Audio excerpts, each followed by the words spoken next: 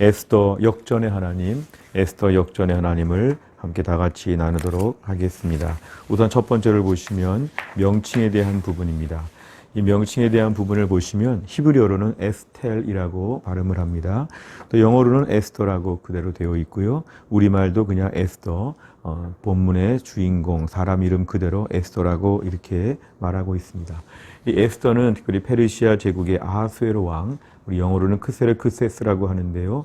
이 아하수에로 왕 당시의 시대니까 주전 483년, 473년, 주전 5세기를 저희가 배경으로 하고 있습니다.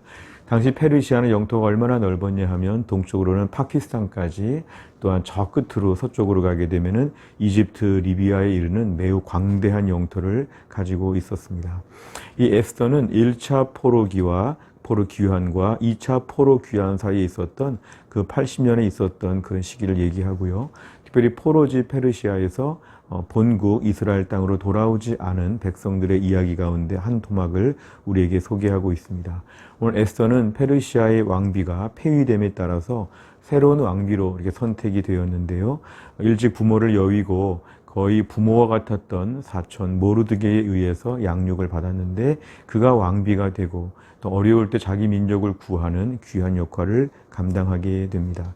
그래서 에스더서를 보게 될 때에 그의 사촌 모르드게와 함께 유대 민족을 잘 지키게 되었습니다. 사실은 하만이라고 하는 매우 높은 신하가 이스라엘 민족 전체를 다 멸망시키려고 했던 그 모든 음모와 계획으로부터 이것을 모두 막고 자기 민족을 잘 구원하는 일에 쓰임받게 되었습니다. 이 부르라고 하는 어떤 제비를 뽑는다고 할 때 그 부르라고 하는 단어에서 불임절이 나오게 되었는데 이스라엘 민족은 멸망을 당할 대참극의 비극의 날, 그 날에 오히려 자기 원수들을 공격하고 원수를 갚는 대반전의 날이 되었기 때문에 이 불임절은 특별히 포로기 이후 시대에 이스라엘에게는 매우 중요한 절기가 되었습니다. 오늘 특별히 하만이 모르드게를 죽이려고 했다가 자기가 오히려 장대에 매달려 죽게 되는 것, 결국 이 에스더서의 중요한 메시지는 하나님의 역전의 하나님, 마지막에 뒤집으신다. 이걸 저희들에게 잘 소개하고 있습니다. 두 번째를 보시면 구조입니다. 1장부터 4장까지, 5장부터 10장까지 이렇게 둘로 나눌 수가 있는데요. 1장부터 4장까지를 보면 하나님의 백성에게 닥친 위기, 그러니까 아달월 12월 한 13일, 14일 뭐 이 정도 날짜에 이제 이스라엘 민족 전체가 다 멸망하게 되어 있다. 매우 공포스러운 분위기였습니다. 날짜가 지나면 다 죽는다. 그런데 하나님이 5장부터 10장까지에서는 대반전. 하나님의 백성들이 오히려 그날에 그동안 자기를 괴롭혔던 원수들을 공격하고 보복하는, 복수하는 날이 되었기 때문에 이스라엘 백성들 중심으로 볼 때 이것은 민족이 오히려 승리하게 되는 날로 바뀌게 됐다. 제가 오늘 읽은 말씀 그대로입니다. 이것이 바로 뭐냐면은 슬픔이 변하여 기쁨이 되고 애통이 변하여 길한 날이 되었다. 하나님께서 이스라엘 백성들을 비록 범죄하고 또 포로지에서 초라하게 살고 있고 남들이 볼 때 무시할 조건들이 너무도 많았지만 하나님이 하나님의 백성들을 얼마나 돌보시는지를 오늘 에스더서는 우리에게 보여주고 있습니다. 우리 세 번째 주제를 보시면 첫째, 하나님은 자기 백성을 돌보신다 그랬습니다. 하나님은 자기 백성을 돌보신다. 오늘 본문에 등장하는 에스더, 모르드게 다 포로기 시대의 사람들입니다. 오늘 당시에 이스라엘은 매우 초라한 나라, 망한 나라였고 이방의 땅에 지금 포로에 끌려가게 되었고 매우 혼란스러운 때 아무도 돌보는 게 없는, 마치 고아처럼 아무도 돌보지 않는 매우 불행한 때를 살고 있을 때 하나님은 여전히 그 옛날 아브라함과 맺었던 약속과 그 옛날 다윗과 맺었던 약속과 하나님 이스라엘 백성들을 신실하게 돌보셔서 자기 백성을 돌보신다는 걸 우리에게 보여줍니다. 자기 백성이 아무리 범죄해도 또한 자기 백성이 아무리 또 이렇게 초라해 보여도 하나님은 끝까지 하나님의 백성들을 돌보시는 것, 이게 하나님의 신실성의 모습입니다. 사람들은 그렇지 않지만 하나님은 끝까지 자기 백성들을 책임지고 돌보신다. 이걸 우리가 에스더서에서는 볼 수 있습니다. 에스더에 등장하는 수많은 우연 같은 사건들은 그래서 하나님의 섭리이기 때문에 필연적인 사건으로 반드시 이어지게 됩니다. 하나님의 보호하심과 돌보심이 에스더서의 중요한 주제가 됩니다. 두 번째를 보면 하나님은 역전의 하나님이시다 그랬습니다.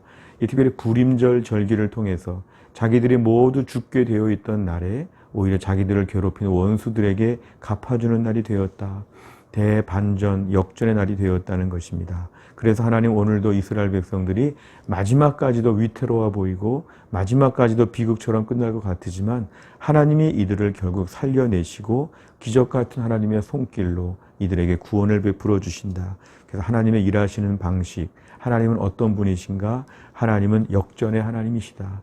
마지막에 뒤집어 엎으시는 하나님을 저희가 오늘 믿고 기대할 수 있는 것, 이게 두 번째 메시지입니다. 또 한 가지는 죽으면 죽으리다 그랬습니다. 이거는 왕비 에스더가 하는 것인데요. 왕 앞에 나갈 때 당시 페르시아에서는 이렇게 왕 앞에 함부로 나갈 수가 없었습니다. 왕비라고 할지라도 왕이 불러야 나간다는 것이죠. 근데 지금 본문에 등장하는 에스더의 상황은 왕이 한동안 부르지도 않았습니다. 그리고 왕 앞에 나갔다가 그 전의 케이스와 같이 폐위가 될 수 있는 매우 무서운 상황이었습니다. 근데 오늘 에스더는 자기가 그렇게 죽을 수도 있겠다는 걸 알고도 이 일에 뛰어들어서 자기 민족을 위한 일에 헌신하게 되었습니다. 자기가 왕비라고 하는 매우 높은 위치에서 그 높은 위치로 안일한 삶을 사는 것이 아니라 그걸 위해 하나님께 쓰임받는 일을 지금 하고 싶은 것인데요. 매우 위험한 가운데 뛰어들었습니다. 왕이 부르지 않아도 왕 앞으로 지금 나아가서 자기 민족의 이야기를 고한다. 이거는 상상할 수 없는 당시 매우 위태로운 모험이자 도전이었는데 왕비 에스더는 오늘 그 일을 감행했다는 것입니다. 결국 하나님 앞에서 헌신의 자리, 수고하고 봉사하며 사명을 감당할 때 우리에게 죽으면 죽으리다 이런 각오와 결단이 필요하다. 이걸 우리에게 오늘 메시지로 보여주고 있습니다. 네 번째 적용에 대한 부분을 보면 고난의 상황이 올 때 하나님이 돌보신다 그랬습니다. 우린 고난의 상황이 될 때 어느 정도 우리가 내려앉고 주저앉고 무너지게 될 때 이제 우리는 자꾸만 끝났다고 합니다. 그리고 아무도 안 돌봐준다. 특별히 하나님이 안 돌봐준다. 이렇게 어려운 걸 보니까 하나님이 안 돌보셨고 또 하나님이 나를 돌보시려고 해도 너무 초라하기 때문에 거들떠보지도 않으실 것이다. 이렇게 지나치게 자기에 대해서 부정적으로 몰아가는데 이게 겸손한 쪽으로 가는 것이 아니라 하나님과의 관계를 끊는 쪽으로 가게 되기 때문에 문제가 됩니다. 사탄은 하나님의 사랑과 하나님의 선하심을 부정하게 만듭니다.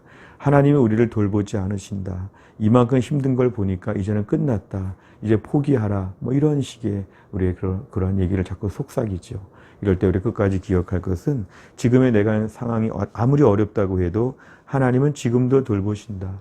여전히 돌보신다. 우연처럼 하나님이 일하시지만 필연처럼 하나님의 뜻이 이루어져서 우리를 반드시 붙잡고 계실 것이다. 그래서 낙심하지 않고 절망하지 않는 것이 우리에게 매우 필요하고 하나님의 돌보심을 늘 믿고 의지해야 한다는 것입니다. 두 번째를 보면 하나님의 역전을 기대해야 된다 그랬습니다.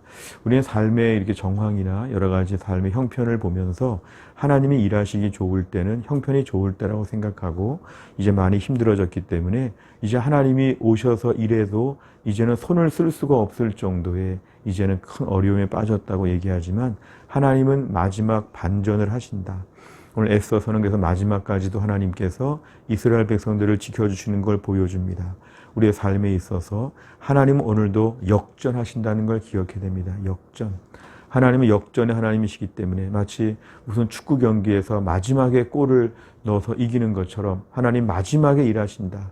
9회 말 야구 경기에 마지막에 홈런을 치는 것처럼 하나님 마지막에 일하신다. 그래서 항상 마지막까지 우리가 경건과 마지막까지 기도와 은혜 생활을 놓지 아니하고 하나님 마지막에 일하실 것이기 때문에 우리가 끝까지 믿음의 생활을 유지하고 기도와 은혜 생활을 잘 감당해야 함을 우리에게 말해주고 말로서 실수하거나 함부로 우리가 셔터를 내리듯이 일을 정리하지 않고 하나님의 일하심을 목도할 수 있는 믿음이 필요합니다.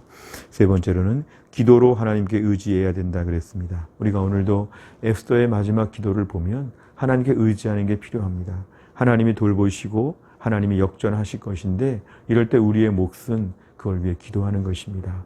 하나님 일하실 것을 믿습니다. 제가 죽으면 죽으리이다. 하나님을 믿기 때문에 이 일을 감행합니다. 이 일을 시작합니다. 시도합니다.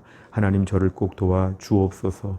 너무 확실하기 때문에 죽으면 죽으리이다 매달릴 수 있는 것이죠. 의미 없는 일에 우리가 우리의 목숨을 내맡기는 것과는 다른 것입니다. 그냥 우리가 마지막에 한번 어떤 퍼포먼스를 하는 것처럼 죽으면 죽으리다 하는 것이 아니라 너무 확실하고 너무 분명하기 때문에 목숨을 걸 만큼의 가치와 보장이 있다는 것, 이게 오늘 에스더의 분명한 기도였습니다. 우리의 삶에 힘들고 어려운 일이 많이 있어도 기도로 엎드리면 하나님 반드시 역사하여 주십니다. 기도할 때 답이 나온다고 믿으면 목숨을 걸고 기도해야 됩니다. 죽으면 죽으리이다. 여러 가지 기도하기 어려운 조건들을 뚫고 나와서 하나님께 매달려서 실제로 믿는 만큼의 응답을 받는 것, 이것이 에스더의 중요한 메시지입니다.